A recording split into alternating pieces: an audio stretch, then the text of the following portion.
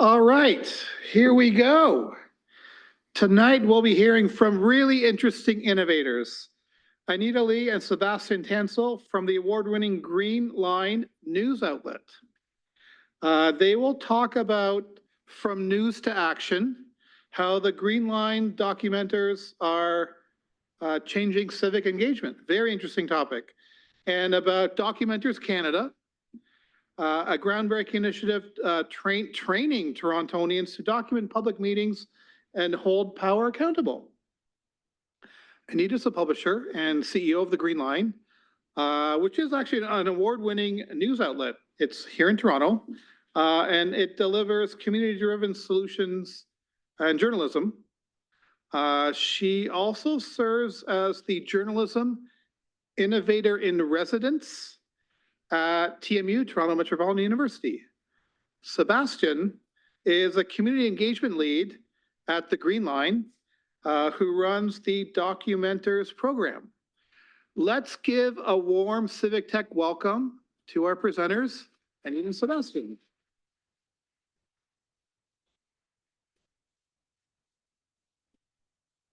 Great, thank you so much. Hey, everybody. Thanks for having me. Really excited to be here.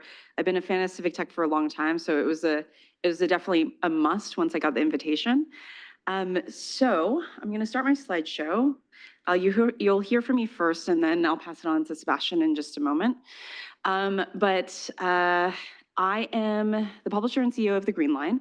So it's a hyper-local, solutions-focused, community-driven news outlet that I founded 3 years ago in April 2022. Just so you guys have some context, my background, I've been in journalism for 2 decades. So I've worked at the CBC, the Globe and Mail, the Toronto Star. I also led some newsrooms in New York City, covered the 2016 election that elected Donald Trump in his first administration. So I have quite an extensive background in journalism, and all that led me to this path in founding my own outlet. So this publication is, our mission is to investigate the way we live to help Torontonians survive and thrive in a rapidly changing city. And a big reason why the reason why I started it was I was sitting around during the pandemic feeling really stressed out, like I'm sure many of us in this room would have been. And I thought about, news. A lot of research shows that people are turning away from journalism, especially younger generations, Gen Zs and millennials. And the Green Line actually serves 74% 18 to 40-year-olds, so that they fit into that demographic. And I felt a lot that news could be, and research shows that news can be really anxiety-inducing and depressing. And you just feel a lot of paralysis, right?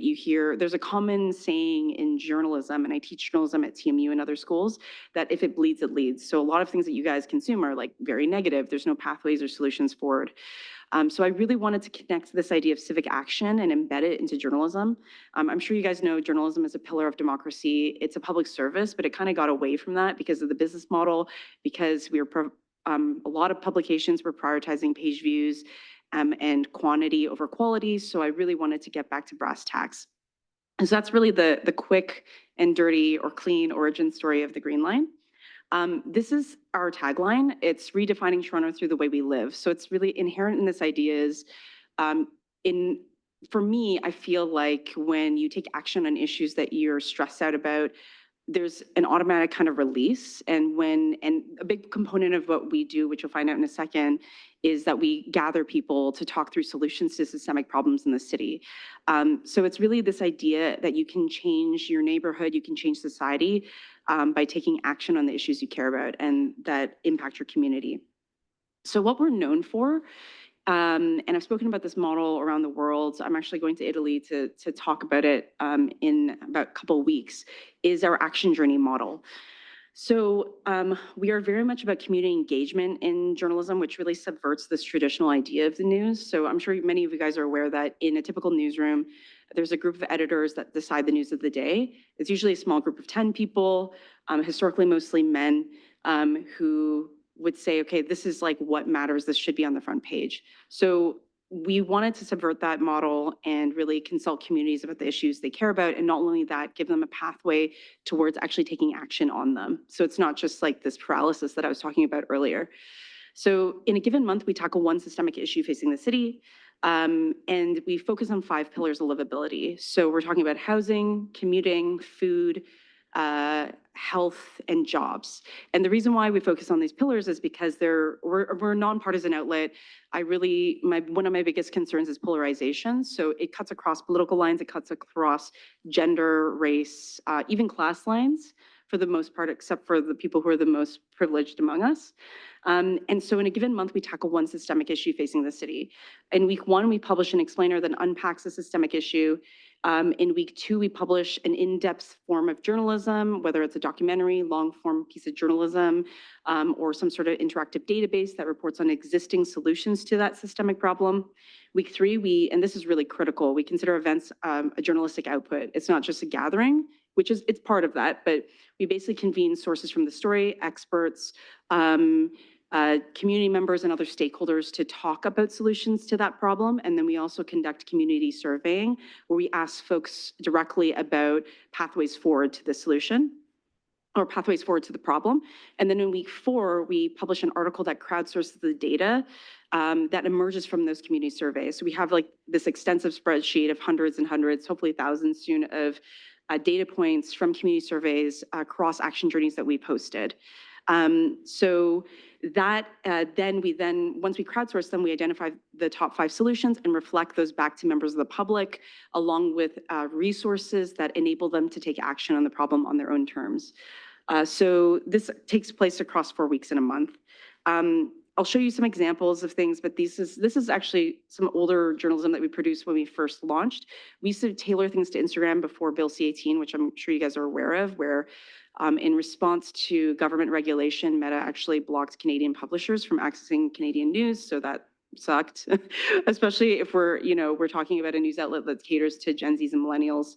But you could see this is just an array of things that we do. We do a lot of service journalism. We do stuff that's really brass tacks, that's useful. So I say we investigate the way we live, but we're not an investigative outlet, though I really respect investigative outlets and investigations. I have a lot of peers who do that. But one thing that I think about, especially as a lot of governments are moving around the world are moving towards the right, and government services and social services are declining, accountability journalism doesn't actually hold as much sway. Like if you told the current US administration that they were doing bad things, I think they know that and they're pretty open about it. So the thing about what we try to do is it's kind of like the action journey facilitates mutual aid. It facilitates organizing, and it facilitates people filling in gaps where governments are leaving kind of vacuums. So I'm anticipating this, unfortunately, to happen, which I'm sure many of you guys are probably pretty aware of. And then we also have explainers, and we also have a lot of video-based content because of the fact that we are very much like a young person or young Torontonian driven. This is an example of our action journey model. I'll quickly actually stop this and go. I encourage you guys to go to our website, thegreenline.to. In the introduction, and I understand that Civic Tech is very design focused, and I also am as well. And if you notice, if you go to our issues page, you'll see we're actually doing an issue on bike lanes. This is our action journey model, but I'll show an example of an action journey that we did last month. And we definitely built the action journey into our UX. So it's just part of the process. You'll see the explainer, the feature, the event, and the solution. So I encourage you guys to just take a look at the site and check it out. And I'm just gonna quickly try to go through this because I want to make sure Sebastian has time. These are examples of events that we held. Like I said, it's a critical output for the Green Line. This was a housing event about Toronto's housing crisis that we held that about 90 people registered, about 60 people showed up in the dead of like winter in early March, I believe, or late February. And this was held in Lawrence Heights. It's a really classic example of what we do and do quite well. And what you're seeing are people, like about 5 to 10 people in story circles, which are facilitated conversations that are not policy debates. They're really just people sharing their lived experience in a non-judgmental environment. And then this is actually something that we did where we turned our community surveys into art installations. We partnered with Nuit Blanche, and this event attracted like 10,000 people. And then we also held a concert in partnership with a lot of community organizations. We do partnerships a lot. And there's about 300 people who attended this event, and this was in the lead up to the then 2023 mayoral by-election. I want to now segue really quickly into why we decided to launch the first ever documenters program in Canada. Sebastian will talk a bit about the origin story of documenters, which originated in the United States.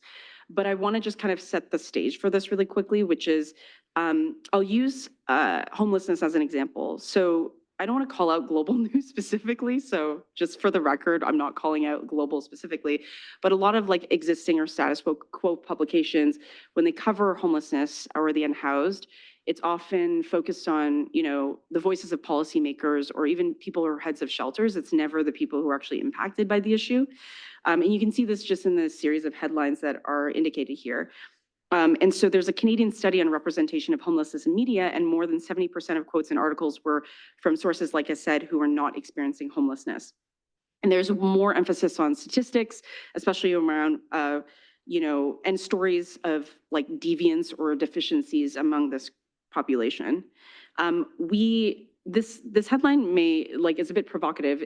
This man name's Olivier, and we actually followed him basically a day in his life.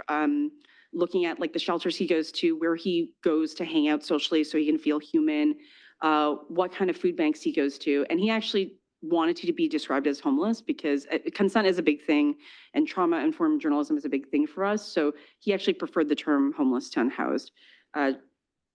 So I'm just going to segue into passing this off to Sebastian, but the reason why Documenters is such a natural kind of bedfellow for the Green Line is because like what was described earlier, it's about training members of the public to take action and cover community meetings and government meetings. And it gives them a sense of like it educates them on how government works, and it also gives them employable skills because we pay them. And it just seemed like a natural extension of what the Green Line does. We already can consult communities heavily on the issues that they care about. So why not put the power in the hands of the collective and people and actually get them to tell us what we as a publication should be covering. And that's precisely why we decided to launch this pilot program, I think late last year. So I'm going to pass it off to Sebastian.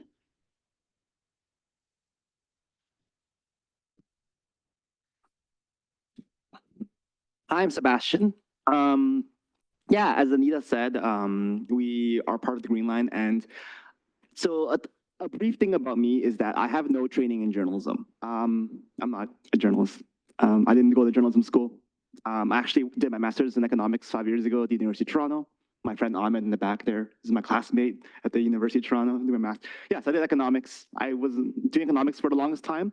Last summer, I was working in an economic consulting job for a while, and then yeah, I wanted to be more civically engaged and make more of a social impact.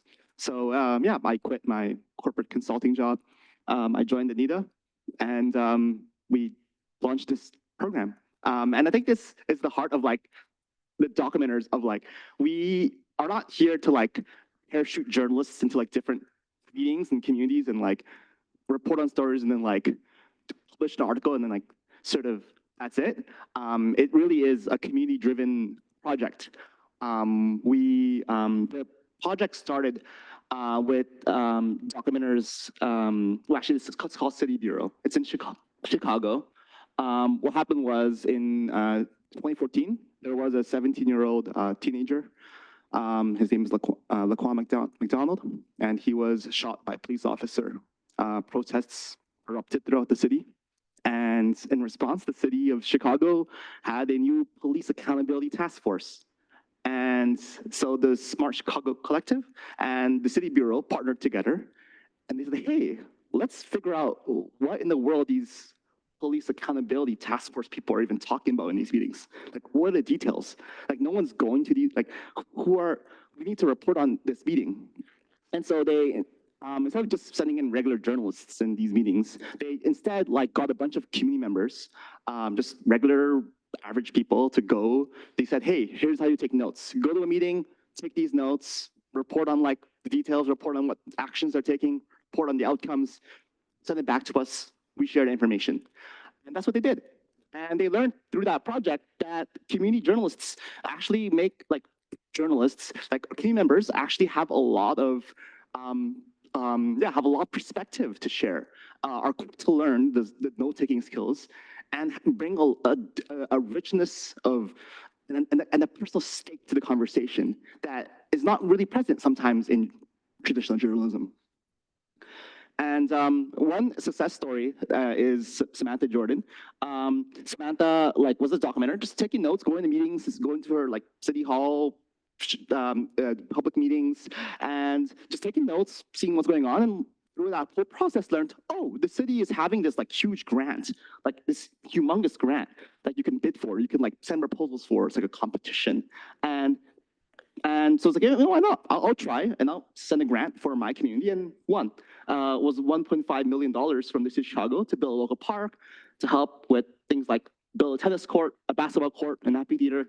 This is one of the main success stories of this regular averages and being engaged, and the outcome is that there was a huge benefit in her taking action for her community. And likewise, in the city of Toronto, we also have these meetings. We have meetings every week at the city of Toronto. Not every week, but most weeks, right? We have city council, but not just city council. We have the committee meetings. We have infrastructure environment, planning and housing that happened today. The TTC board. Not just meetings in not just city council meetings, but there's also things like community consultations, right? 101 Spadina Avenue, for instance, just down the block from here, is going to build a 50-story tower. And there was a community consultation just last week on Thursday where people could come and voice their concerns, get information, send feedback to the local city planner. Yeah, these meetings happen. And what we do as documenters is we send people in our communities who want to just be more involved, who want to get to know, who want to be more civically engaged in the process, and they go to these meetings and they take notes. They take notes, they send those meeting notes back to me, and I publish them in a weekly article and weekly newsletter. But it's their notes, it's their perspective. And one of the things we learned through that is that it's interesting because the documenters that are taking these notes for me, and I'm so proud of them. They bring a perspective. One of the things that they told me is that it's one thing for journalists to go in and just report on issues from both sides and all these things. It is another thing if the issue is literally in your neighborhood and affects you personally. A new proposal for a condo literally affects your or a new construction, a new bike lane, a new regulation affecting your local business. These affect you, and so they're able to bring a certain perspective. However, they're not bringing they're not there to bring a certain biased opinion.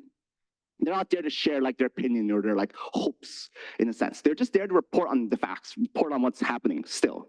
But they can offer a perspective. So one example is you can maybe let's say that the city is looking to I don't know, change a bus route, and they're about to cut down the bus, maybe cancel the bus route altogether.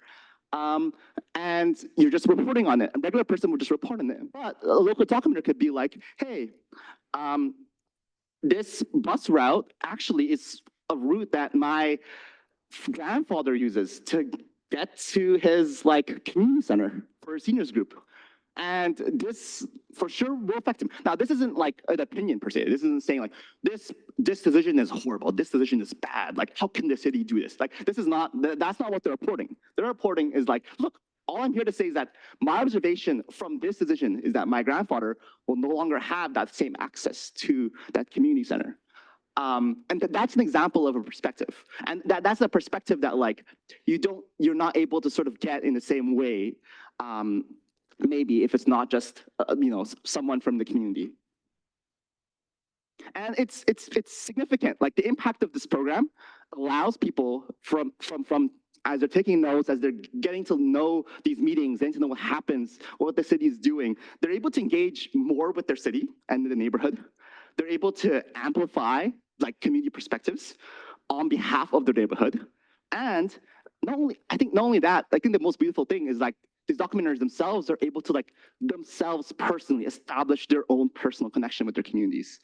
They're able to get to know the decisions that are impacting their community, and as a result, they're in a way becoming more invested in what's happening.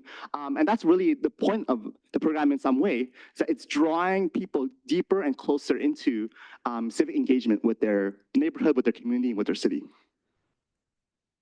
And yeah, thank you. That's it.